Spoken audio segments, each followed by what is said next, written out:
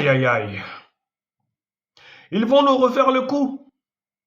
Je vous dis, ce Real-là va nous refaire le coup. On n'en peut plus, on en a assez avec cette équipe. Même lorsque tu crois qu'elle est morte, même lorsque tu crois qu'elle est en train de tomber dans le vide, même lorsque tu crois que tu as saboté son parachute, même lorsque tu crois que tu as saboté les freins de la voiture Real de Madrid, eh bien, il y a toujours quelque chose qui vient sauver cette équipe-là. Non, qu'on se le dise, il y a quelque chose de surnaturel avec cette équipe en Ligue des Champions. Ce n'est plus quelque chose de physique, ce n'est plus seulement le talent, ce n'est plus seulement, je ne sais pas. Il y a quelque chose de surnaturel avec le Real de Madrid en Ligue des Champions. Je ne sais pas. En fait, ce que, avant chaque compétition, en fait, ce que ne jouons même plus. Ne jouons même plus la Ligue des Champions lorsqu'on fait les poules, prenons le trophée, par précaution, on prend le trophée, on garde ça au Real de Madrid parce qu'on sait qu'à la fin, ils sont toujours là. Non, il va arriver une saison où on va dire, tous les dirigeants de club, tout le monde se supporte, on se réunit, les supporters, je sais pas moi, on dit directement, non, on ne joue plus, prenez le trophée, on donne au Real de Madrid. Ou du moins, avant chaque édition de Ligue des Champions, on dit au Real de Madrid, garde le trophée. Comme ça, si c'est un autre club qui gagne, on vient récupérer. C'est pas possible. C'est inadmissible. Ce Real-là a combien de vies en Ligue des Champions? Je pense qu'il a même dépassé les 9 vies du chat. Ce Real-là a combien de vies? Qu'est-ce qu'il faut faire pour anéantir, pour tuer ce Real de Madrid-là en Ligue des Champions? Il faut avoir simplement 2 fois plus de talent, 3 fois plus de talent, 4 fois plus de talent. Il faut avoir peut-être 5 fois plus de mental. Il faut être plus, je sais même pas comment dire parce que, regardez ce soir. Ce soir, l'Atlético Madrid a fait tout ce qu'il fallait. Entame le match catastrophique du Real de Madrid qui se prend un but dans les premières, c'est pas la deuxième minute du match. Entame catastrophique. On se dit que là, c'est mort. Et lorsqu'on voit Kylian Mbappé qui part dans ses œuvres, obtient un penalty et que Vinicius vient rater le penalty, eh bien, ami barcelonais, moi je me dis, là, ça, ce sont les signes, ce sont les prémices que ce Real-là va tomber ce soir.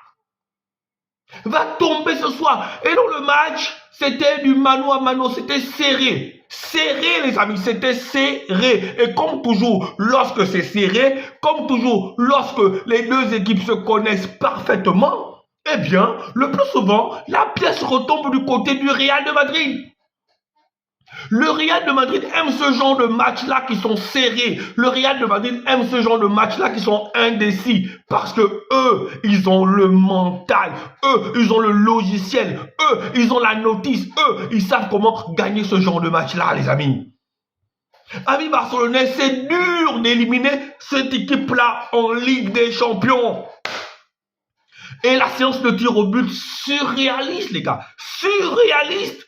Regardez le dernier penalty de Rudiger. Un penalty éclaté au sol. Un penalty mal tiré, éclaté au sol. Un grand gardien, un gardien expérimenté, comme Yann Oblak.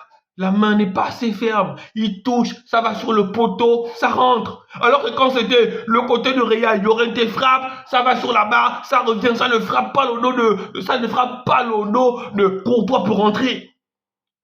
Les esprits de la Ligue des Champions ont choisi leur camp depuis longtemps parce que c'est surnaturel qu'un club puisse avoir 15 Ligues des Champions lui tout seul alors que le premier poursuivant est à 7. Vous pensez que c'est encore naturel ça? Vous pensez qu'il y a quelque chose de naturel là? Lorsque, dans une compétition, une équipe a 15 Ligues des Champions, elle caracole toute seule en tête, 15 Ligues des Champions. Le deuxième en a 7. Donc elle peut passer 8 ans sans gagner de Ligue des Champions. Elle ne sera même pas rattrapée parce que l'équipe qui l'a su derrière le bilan AC est devenue aussi une équipe éclatée. Pour que le Real soit rejoint, il faut que le Milan AC gagne 8 éditions de Ligue des Champions, ce qui ne peut pas arriver parce que cette équipe-là est éclatée. Oui, le Real, quand c'est comme ça, les gars, qui va arrêter cette équipe-là en demi-finale? Qui va arrêter? Si vous voulez arrêter, non, qui va arrêter cette équipe-là? Qui va arrêter? Cette équipe-là, si vous voulez la tuer, marchez sur elle directement. Un peu comme le Barça a fait en championnat. Mais en Ligue des Champions, est-ce que le Barça pourra marcher sur elle comme ça? Moi, voici pourquoi là maintenant, j'ai envie de voir cette finale-là. J'ai envie de voir cette finale qui n'est jamais arrivée dans l'histoire de la Ligue des Champions. On n'a jamais eu un classico en finale de Ligue des Champions. J'ai envie de voir cette finale-là. Ce classico en finale, le match le plus grand de la planète, se jouer en finale de Ligue des Champions.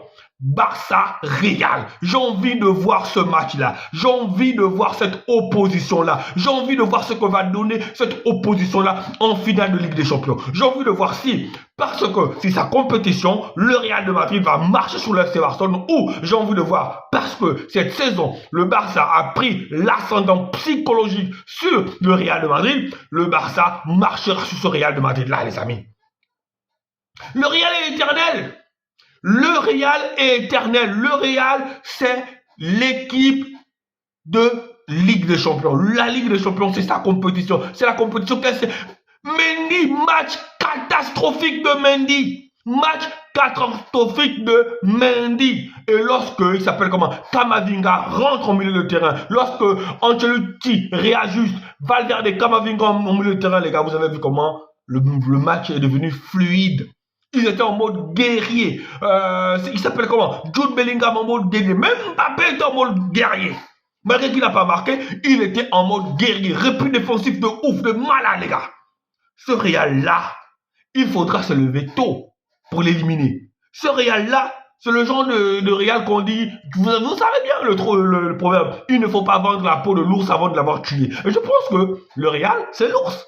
Mais c'est le genre d'ours qu'on ne peut pas tuer.